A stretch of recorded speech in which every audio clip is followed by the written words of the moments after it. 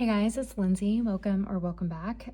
Today I'm gonna do my 2025 Hobonichi Weeks setup / how I use my Hobonichi Weeks 2025 edition video, because all the content around this particular planner is sort of wrapped up in my daily log diaries episodes from this year, and I like having one neat little video to point people to, and I've been reaching for this notebook again, so I'm excited to share how I'm using this because I did pick up a Hobonichi Weeks Mega for 2026, so this will be part of my lineup in some way next year. I guess all of that is still kind of TBD, but anyway, this is how I've been using my planner for 2025.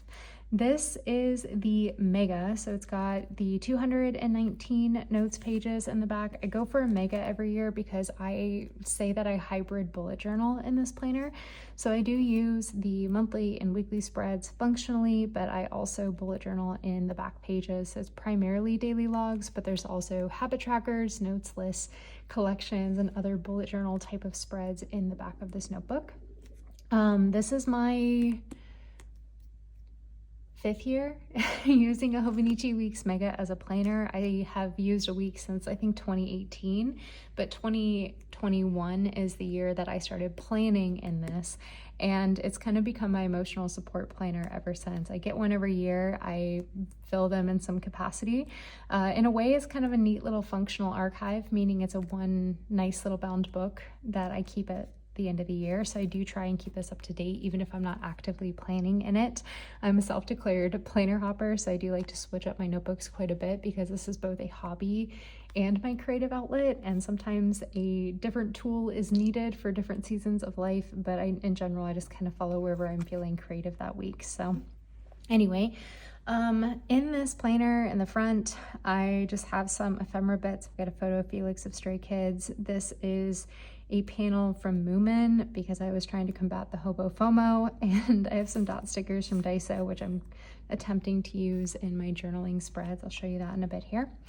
The very front part of the notebook, I usually just keep some sticky notes. This is sort of my inbox while I'm in the week. So my running shopping list on this one, and anything else, like if I'm on a phone call and I need to take some messy notes or I'm not sure where to put something, I'll just start here and then reroute that information as needed. The first spread in the planner is the year at a glance, and I, in pencil, I'm not sure the camera will pick it up, I underline my recycling pickup days and my paydays, and that way I have a quick glance at the beginning of the month, whether or not it's a 2 or 3 paycheck month for budgeting, and then if I get off on my recurring task flags, I can reference this to see when my recycling is. I'll show you guys those flags here in a minute. I've got a few goals for 2025, and that about takes up this page. The next spread, I think it's like a yearly log. I use this as my workout tracker. So every day I'll come in and just kind of note what I do for dedicated movement. If I do nothing, I do a dot. As you can tell, I've not been on my game this year with exercising. At the very top, for each of the weeks, I come in and just do a quick little weigh-in. Obviously, I don't do that every week, just when I remember to, so I can kind of see if I'm getting on or off track, and we're getting off track. But this is sort of my daily annual tracker station. So if I want to track something every single day, I try and group all of that together. So I've done that by adding in tip-ins. These are printables from my shop that I used to track various things, and I like keeping it all together, so I just have to flip to this one page to fill this out every day. And I typically fill out my trackers the morning for the previous day's data, if that makes sense. This is my cycle log. It's on the annual monthly tracker, and I've got different symbols to indicate different symptoms, etc. when I'm menstruating, all of that. On the back of that, I was doing a no spend tracker, but I've ended up moving that to a separate tracker, which you'll see here in a second, because I have sort of hit refresh and I put myself on a low buy year starting in September. This next tracker is my meal hygiene spread. It's the mini monthly fold out insert from my shop, and this is just where I track basically like, did I have alcohol, did I eat out, am I eating at home, that type of thing. And I'm using stickers from Stylogy to note that. Next is I think this is a Patreon printable, but this is my low by year log. So I have my rules at the top, my items that I'm allowed to replace without taking a penalty. On the back, I have 24 boxes for my inventory and then a little summary section for total spent each month. I am doing the low buy over on Patreon. I'm not sure I will do this on YouTube, but maybe I'll drop Q1 review of how that goes on YouTube. We'll see. I guess let me know if that's content you would like to see on YouTube, and maybe I'll release it on both. And then this is my low buy tracker. So if I do a black dot, this is a Zig Clean color marker. That means it was a no spend day. If there's a red washi dot by Stalogy, then I did purchase something, and there should be a corresponding inventory square filled in to go with that. Following this, you have the monthly spreads, and I didn't move into this planner until May, so I have not backfilled January through April's monthlies. I have grand intentions of doing so, but we'll see if it actually happens before the end of the year. So my monthly spreads are pretty traditional. I've got all of my events and appointments on here. In the actual, like, beside the numbering for the day, I'll put down birthdays or anniversaries that I want to remember. In the sidebar, I do a high-level mood log. I mood log predominantly because I have mental health issues. So I'm really just tracking like how many bad days. This doesn't necessarily mean it's like sad, this little face. It's more so my mental health kind of took over my day in a negative way. So that's kind of what I'm tracking. And then at the bottom, I have my running to-do list for the month. So those are just sort of things that I'm like, oh, I should do that in October. Let me go ahead and write that down so I don't forget, or a larger project that maybe needs to be broken down in my weeklies that I want to track throughout the month. These were some Patreon printables. I think they were from June's Doodle tier perks. One other thing I do in here is I kind of use the lines a little bit differently. So if I'm underlining the actual date, that means that I personally was traveling that week. If there's a line across kind of within the squares, that means either my husband is traveling or somebody is visiting me. So it impacts me, but I'm not the one personally traveling. So that's just how I kind of denote those things. I travel a lot for work, which is why I kind of need to designate them differently. But in case it's helpful for anyone, maybe something to try. I don't always decorate my monthlies. I kind of reserve doing that at the end of the month if I'm going to, but yeah, just sort of pretty simple. Okay, so the weeklies. I really don't spend a lot of time on my weeklies, to be honest. They are, I think of them almost like a dashboard or a landing page. So in my planning process, at the beginning of a month, I will set up all of my weekly spreads right before the month begins. And then that sort of allows me to pop in information into my weekly spreads as needed real time. So I will reference my monthly and I'll say, okay, here's all my events and appointments. Let me write them in on my weekly spreads. And then from there, it's like, oh, I should do that next week. I'll flip to the following week and add it to my running to-do list. Or, oh, I need to do that by the end of the month. I'll flip to the last week of the month. Let me pop that in there.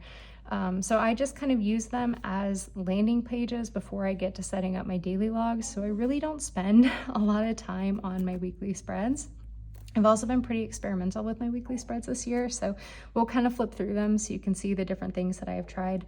But when I first moved into this notebook, what I was doing is I would split the left-hand page into 2 columns. I do that with a pencil. I think pencil is a really underrated stationery piece of kit. Like, it blends in with the Hobonichi Weeks grid super well and it's erasable. So big fan of a pencil.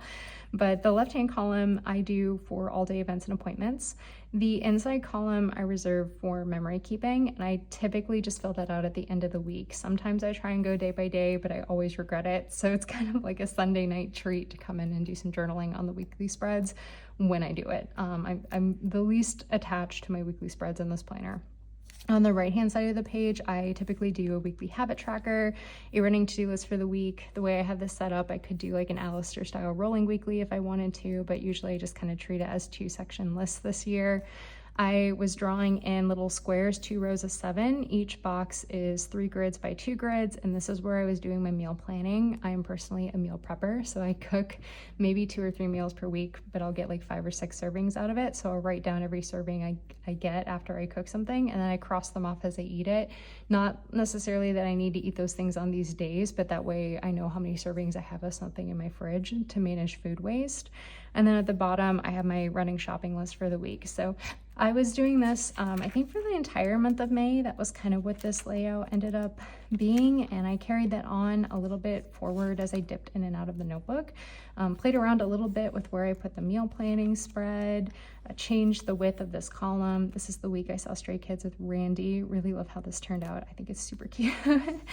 Wasn't in this planner for this week. And yeah, so on and so forth. So my weeklies are definitely the least filled out portion of this notebook, but that's really because I see the weeklies as more of a tool than something I feel obligated to fill out. I think I'd like to switch that up a little bit for next year, but we shall see when we get there. This is the week I saw Lincoln Park. That was amazing. So I have made a switch up, and let me talk about the page flags here too, but for last week of September moving into October, I'm switching up my weekly spread because I have really been struggling to fill out this page in a way that I like how it looks, and I am unfortunately an aesthetically driven person when it comes to my notebooks. So what I'm trying is doing all of my planning on the right-hand page, and then at the end of each week, I can use this for whatever I feel like. So it could be dedicated memory keeping. So maybe I'll print out some pictures from the week. I could write about what's been on my mind that week. I could just come in and use this as a journaling spread. It could be text only, photos, ephemera, whatever it is I feel like, but just kind of a nice little scrapbook page to do with as I want at the end of the week. Because I feel like as much as I like this, it's a little bit cramped to only have that amount of space. I think having a full page might be nice. So the way that my layouts are hopefully going to work, in the invisible margin, I've split that column into the 7 boxes, just following the lines of the left-hand page. And this is for my all-day events and appointments. So anything scheduled or date-specific tasks would go into these boxes. I've got my habit tracker at the top like normal, a running to-do list for the week, and then 2 sectioned lists. So this will just kind of change as and when I need it. I like having the opportunity to kind of segregate things out. Oftentimes they're like errands that I need to run because they get a little bit lost in here. And then this column, I've split into 2 rows or 2 columns, and that is for my meal planning. So instead of doing the bigger boxes, I'm just doing a row per, and then crossing that off with pencil when I eat the item, that type of thing. So my recurring task flags, I don't remember who came up with this, but this is something that I know I've been doing for at least 5 or 6 years, and I've seen people do it longer. I want to say a Maddie Plans was really popular for doing this at some point, but I don't know if that was her handle or not. But basically I have these page flags. They're by 3M, I think. They might be from Daiso, I don't remember. But I write down essentially my weekly recurring tasks. They're my chores, basically. I need to submit a timesheet every week. I have to balance the finances every week, laundry, taking the recycling out, things like that. And so what I will do is I basically put them down on the day that I want to do it. That way I don't have to write it in on the spread. And then when I get to my daily, I will pick them up, set them on the page, and then when I finish them, I will move them to the following week or the appropriate day that I want to do that task again. So it just saves me from writing it down over and over. I do often still rewrite the actual task on my daily because I want the checkmark reward boost, but that's basically how I use that. And some of these things aren't weekly. For example, I've got some stuff for Patreon. So every month we do the monthly memo. So this is a video I make at the end of the month where I flip through all of my spreads from the month and kind of do a planning recap. The first week of the month, I do a low-buy check-in over on Patreon, and then we usually do a live stream once a month as well. So those are kind of scattered throughout the weeks. And then my recycling gets picked up every other week. So instead of moving this one directly to the following Monday, once I put the recycling bins out, I'll move that to the 13th, for example, 2 weeks later. So that's kind of how that works. And yeah, that's my weekly spreads. So from there we move into the bullet journal portion, which is probably my preferred part of this planner setup. But as part of my bullet journal ethos, I am an indexer because I do always keep my hobonichi notebooks at the end of the year. I cannot help myself. So being able to go back and find notes or things that I think would be important, or checking a tracker or anything like that, having an index helps me find those things again. So for me, indexing is less about finding it while I'm in the notebook and more about being able to find that information again next year, for example. So it's sort of like self-care for future Lindsey versus current Lindsey. And I don't index like daily. I come in at the end of the month and I'll populate my index for anything that I want to find again that I happen to index throughout the month. So moving into here, there are a few trackers kind of at the front that I set up as like annual spreads that I think I'll want to fill out throughout the year. But the primary purpose of the back is my daily logs. I do set up my dailies the night before. I will reference my weekly spread. I'll say like, hey, what do I got on my list? What's on the calendar? Write those things down, do a little mental inventory, anything else to list that I know I want to do tomorrow. And then the following day, I don't have to think about like, what do I need to do today? I've already done that before. And for the most part, I spend most of my time sitting on my daily logs. But other than just like the handful of annual spreads at the front, I pretty much set up things as and when I need them. The word I use a lot is organically. So I don't necessarily like segregate out a chunk of pages for trackers. I just sort of set up like, hey, I need a list, or, oh, I've got a new project that I want to do. Let me set up a tracker. They're just kind of added real time as and when I need them, which I like because it kind of tells a story of how the year is going and what was important at those times. But on the reverse side, especially because I also use rings, not having all my trackers together can drive me a little bit bonkers. So next year, I think I might try doing all my trackers from the back forward, back to front. I think I'm saying that right. We'll see. I'm still thinking about that for for next year. But anyway, the notes pages. So before we get into the actual grid pages, I do have some images that are from Reddit. These are for the game Stardew Valley. This is the last day to plant image found on Reddit, and this is the community center by season. Also found that on Reddit. I uploaded these into Canva and then resized them and just printed them on Tomow River paper and glued them into my planner because I play this game a lot and it's nice to be able to reference it. As far as like annual spreads that I've set up, I of course have my adulting log. This is sort of a combination of when did I last / non-automated tasks that I need to do. So I've got it broken up by like monthly, quarterly, vehicle, financial, and then doctor's appointments are my sections. And then when I complete that task or that appointment, I put the date under the corresponding month. And if it's a once a year task, then I draw a line just to indicate that it's done and I don't have to do that again for this year. This spread is reserved for me to do a financial summary at the end of the year. So I'll do like a breakdown of how much we made each month, spent, saved, etc. But because I flip through my planners, I just kind of do that at the end of the year. I've got a date night log. So my husband and I go on a date night. We write down what we do. A reading log, which is almost exclusively fan fiction. So world description, rating out of 5 stars. I have a to explore list. So things have been recommended to me to check out in my area, things I need to sew or mend. I have a 2-page sticky note hub spread for my shop, the Ghosting Pen, along with Patreon stuff. So just like notes for myself that go in sticky notes. I have a spending check register. I do make printables of most of these bullet journal spreads in my shop, and I think next year I'm gonna switch to a printable spending log because I never know how many I'm gonna use. But right now I've just got a wish list in here, and this is my current check register. So it's date of purchase, money in or money out, my balance, description, and then shipped and received is kind of what I'm tracking on there.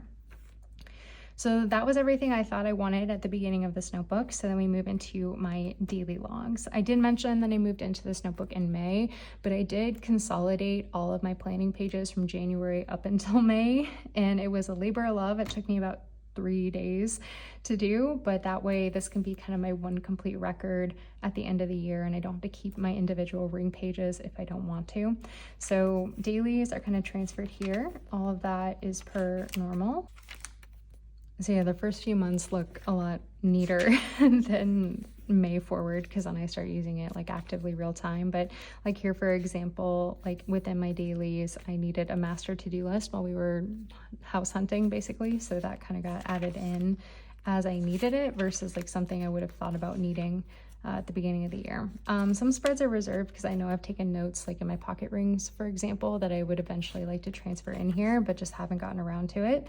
May not actually do it, we will see. But there's a lot of those where I think I'm gonna set something up and then I don't quite get to it. So maybe I need to stop doing that. But yeah, things are just kind of mixed in. My bullets are based off the bullet journal method, so no major changes there. A circle for an event, check mark or X for tasks.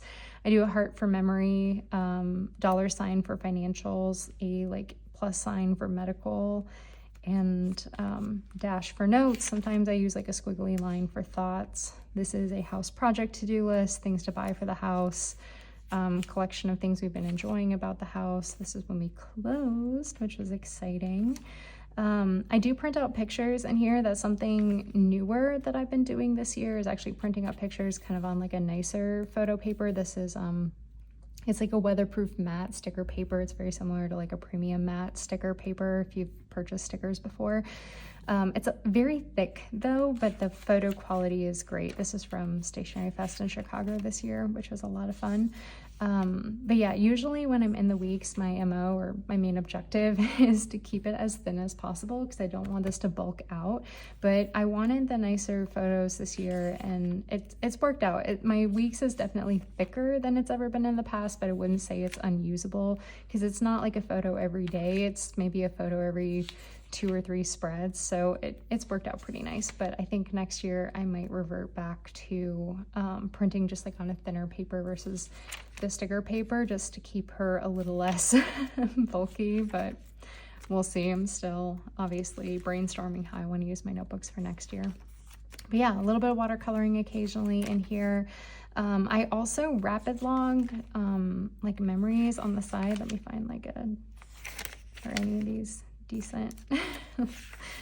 This one works. So I will of course set out my to-do list, and sometimes I'll like rapid log, add thoughts or notes directly in here, but throughout the day on the right hand side I will add little memories of things come up.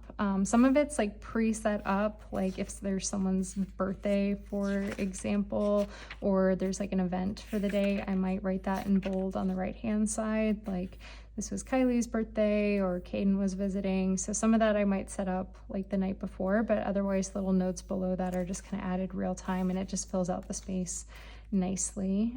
This is again when we saw Stray Kids. I took this photo. I was this close to Felix. Very exciting. He's my bias. He's in Stray Kids. If you're not a stay. But yeah, I enjoy this. As far as pens, I do use fountain pen. I don't really like when this paper is super thin, so if you write on it with like a gel pen, I feel like when you flip the page you can feel the writing on the other. I think they call it ridging. I don't like that. I love ghosting. I love being able to see the ink through the page, like the shadow of it, but I don't like ridging. So I find fountain pen just helps me avoid that. I use a Pilot Vanishing Point, an extra fine inked with a atramentis document black this year. If you are looking into that pen, most people prefer the fine nib, and mine writes really thick. It's about 5 years old, and I don't know if I've just destroyed the nib over time or what, but but it writes closer to a fine. So if you're on the fence, maybe that's the one I would recommend, or people seem to be happier with that.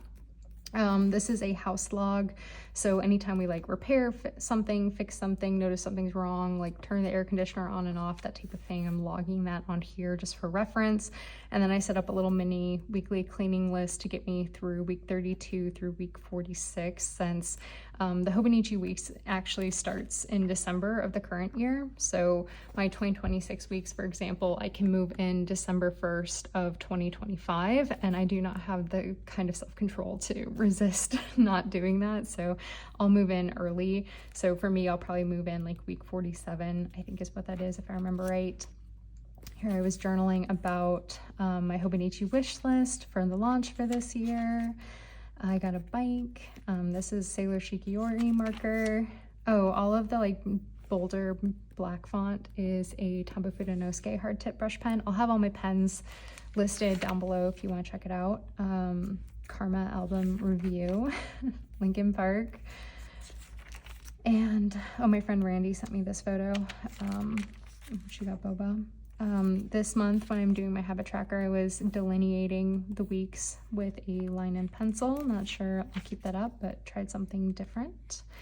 And yeah, recently binged season 1 and season 2 of the Apothecary Diaries, so I wrote my thoughts on that. Felix's birthday was recent, and I literally just fold pages either because I want to be able to see these 2 spreads together easier, or I don't like how the page looked. I didn't like how that page looked, so we just folded it. So yeah, that takes me kind of to my current daily log. I do tab my pages using Midori index clips. They're reusable metal tabs. I've been using the same set since 2021 and love them to death. They can kind of chew up the edge of your pages, so if you want your notebook to be pristine, keep that in mind, but I love that they're not plastic, basically. So I do use some pages in the back, off and on. I find that they're kind of out of sight, out of mind back here. I usually reserve 1 page for just ideas for my next notebook setup, so 2026 spread ideas. The favorites page I use as my physical TBR list, so these are books that I own that I want to read this year. Have not read a single book. That's okay. The My 100 I was using as a content planner, so I was treating this as like weeks 1 through 50, and then anything I wanted to do for Patreon, and then I ignored the numbers and just tried to mirror it over here, and then videos I wanted to do on YouTube. Obviously this didn't work out well for me, so I'm probably deviate again for 2026. And then the 365 checkoff sheet, I love this sheet. It's one of my favorite spreads, very satisfying. I was gonna do my low-buy tracker back here, but I found that again, it just made more sense to put it with all of my other daily trackers, so I moved it up here. Probably will use this differently in 2026 as well. So then the final thing I have as part of my system is my journal. I have found this year specifically that if I don't have my journal accessible with my planner, I kind of lose my mind a little bit. So this was a compromise that I came up with back in May, and I'm kind of back to it. These are the Hobonichi Weeks memo books. You get 3 of them in a pack. They will run you anywhere from $11 to $15 because they're getting more expensive with the import fees. So it is kind of an expensive journal system. It's 40 pages per notebook. I get about a month in here, maybe closer to 6 weeks. So, you know, do with it what you will, but having it accessible in my planner I think helps me a lot. This is, I would hesitate to call it a commonplace book. I'm trying the sticker tagging method, popularized by Megan, of course.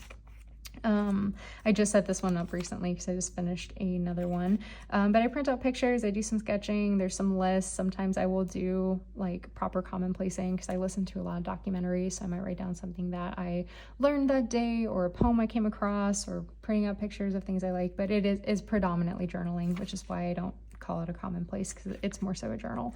A place for me to clear my thoughts and all of that. I don't really do any memory keeping in here. It's really just kind of rambling, clearing my head. But I like having the access to it, because if I do have my journaling in another notebook, I just don't reach for it. And then I find that by the end of the day, I just feel like super overwhelmed, and I just needed to kind of process some thoughts on paper. So that is the purpose of that. And yeah, that's my notebook. I'm currently using the clear cover from Hobonichi with a page keeper tucked in the back, which is what I'm using to keep it closed. I do have various covers for it that I will pop this in and out of when needed, but I'm really just kind of in that clear cover mood right now. And that is my 2025 Hobonichi weeks. Let me know if you guys have any questions down below. And if you made it this long, thanks so much for watching. I will talk to you soon.